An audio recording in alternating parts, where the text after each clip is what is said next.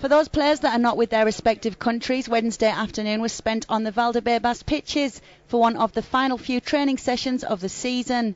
To make up the numbers, some of the Castilla squad members joined the first team for some valuable experience, especially as they were working alongside White's captain Raúl. Bernd Schuster and his assistant Manuel Ruiz oversaw the session, while trainer Jordi Garcia put the men through their paces.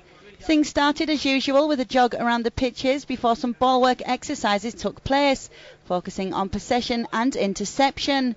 The goalkeepers and outfield players all worked together during the workout, and as the week draws nearer to its close, it will be one of the last training sessions for the players before they head off for some well-deserved summer holidays. On Tuesday, the Spanish squad took part in their first training session in the build-up to Euro 2008. At the Ciudad de Football in Las Rozas, Luis Aragonés put his players through their drills.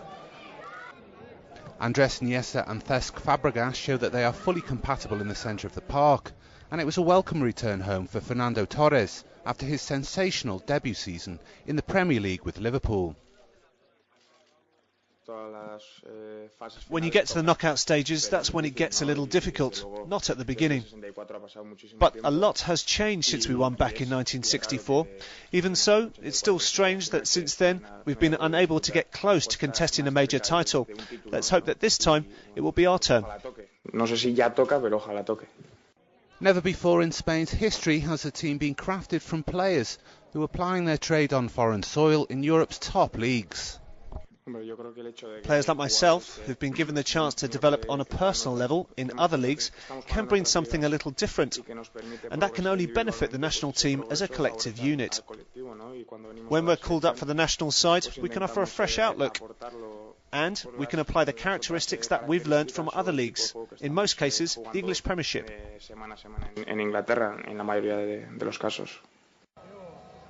To recreate this moment, but holding aloft the European Championship trophy and not the World Cup, is Italy's great objective this summer.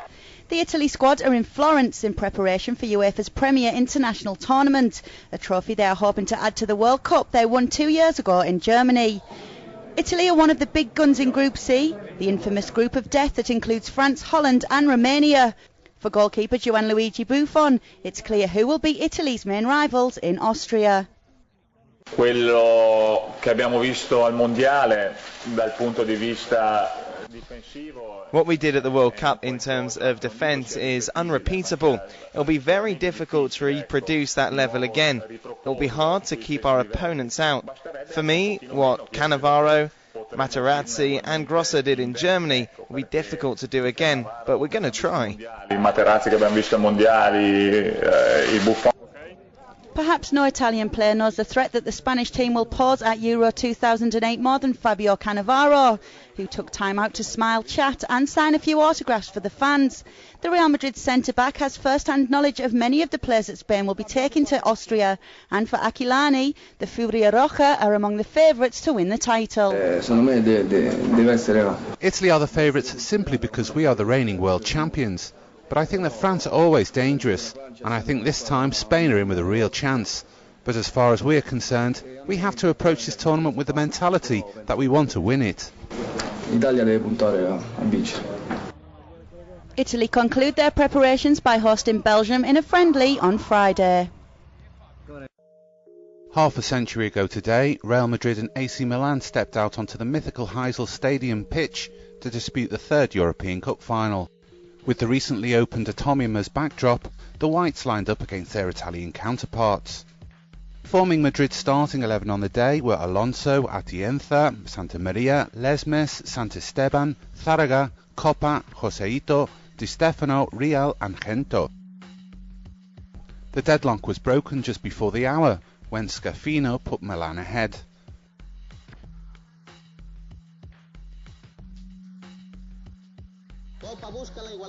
The blonde arrow Alfredo Di Stefano pulled Madrid level 15 minutes later.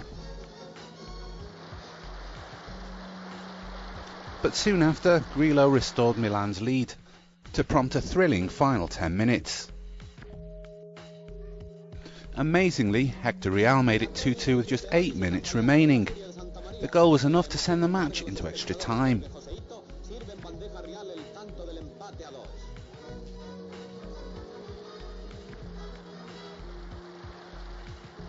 Madrid were unable to contain their delight when this opportunist effort from Paco Gento bobbled inside the post to give the Spanish team their third consecutive European crown. Magic Madrid memories from this day 50